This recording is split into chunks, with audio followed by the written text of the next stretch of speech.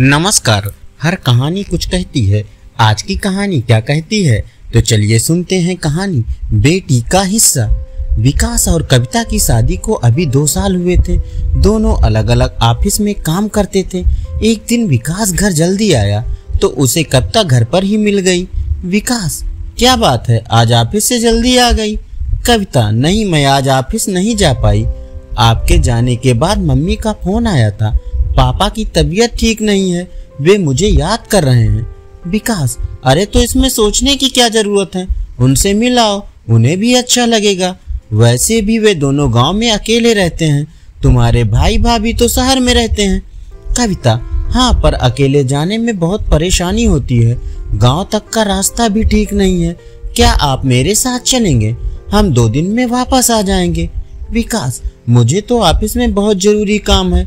एक काम करो, 2 दिन बाद का प्रोग्राम बना लो। मैं कल ऑफिस में छुट्टी के लिए बात कर लेता हूँ। कविता, ठीक है, आप कल बता देना तो रिजर्वेशन करा लूंगी। अगले दिन दोपहर को कविता विकास को फोन करती है।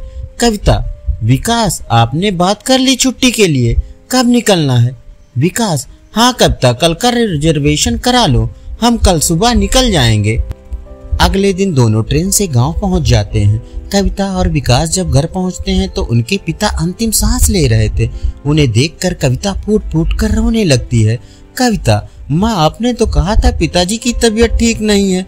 ये इतने बीमार थे तो पहले क्यों नहीं बताया? हम इन्हें शहर के किसी अच्छे हॉस्पिटल में दिखा लेते। माँ, बेटी, तेरे पापा ने जिद पकड़ रखी थी कि वे अपना अंतिम समय यही गाँव में बिताना चाहते हैं। तभी पीछे से संजय की आवाज आई। संजय कविता का भाई था। संजय, हाँ, सब कुछ बेटे ही करेगी। बेटे के लिए तो इस घर के दरवाजे पहले ही बंद हो चुके हैं। सारी खबर बेटी को दी जाएगी, यही इलाज कराएगी। कविता, भैया, आप यह क्या कह रहे हैं? मैं भी अभी अभी आई हूँ और आपका फर्ज है माँ बाप का ख्याल रखने का। आप यहाँ से जाने के बाद कभी इनसे मिलने आए हैं? संजय बोला, तुम दोनों आ जाते हो गांव का हिस्सा अपने नाम करवाने, हमारी क्या जरूरत है? कविता, भैया, आपको शर्म नहीं आती? इस समय भी ऐसी बात कर रहे हो? देख नहीं रहे पिताजी की हालत? विकास, संजय, हम दोनों को तुम्हारे गांव की जमीन जायदाद की जरूरत नहीं है। हमारे पास बहुत कुछ है। यह हिस्सा तुम्हें ही मुबारक हो। और जरूरी नहीं कि बेटी अपनी पेहर आए तो हिस्सा मांगने ही आएगी। संजय मौके की नजाकत को देखकर चुप हो जाता है।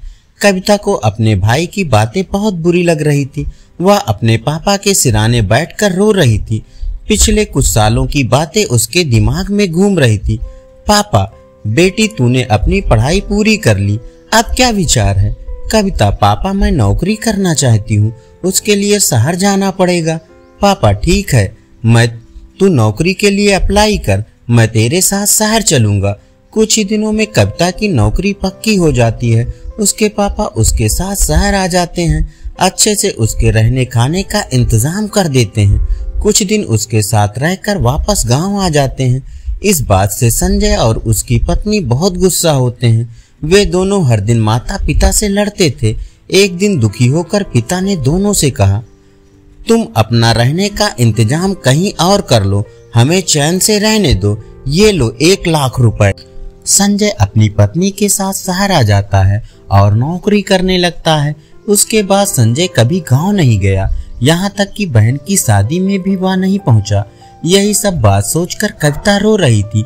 तभी उसके पिता ने आंख खोलकर अपनी बेटी को देखा। उनकी आंखों में अब पहले जैसी चमक नहीं थी, अकेलापन और उदासी छाई हुई थी।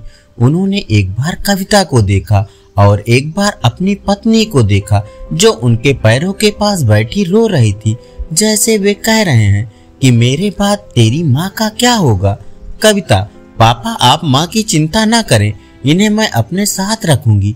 कविता की बात सुनकर उनके चेहरे पर संतोष के भाव आए, लेकिन आंखों से आंसू बह निकले। कुछ देर बाद उन्होंने आंखें बंद कर ली और कुछ ही देर में प्राण त्याग दिए। 13 दिन तक घर में रिश्तेदारों का जमावड़ा लगा रहा। रीत रिवाज होते रहे। 13वीं के बाद सब चले गए। कविता ने कहा, विकास, क्या हम माँ को अपने साथ रख सकते हैं? विकास, हाँ, क्यों नहीं, लेकिन मेरी एक शर्त है। कविता, वह क्या? विकास, या पूरी जायदाद माँ को संजय के नाम करनी होगी।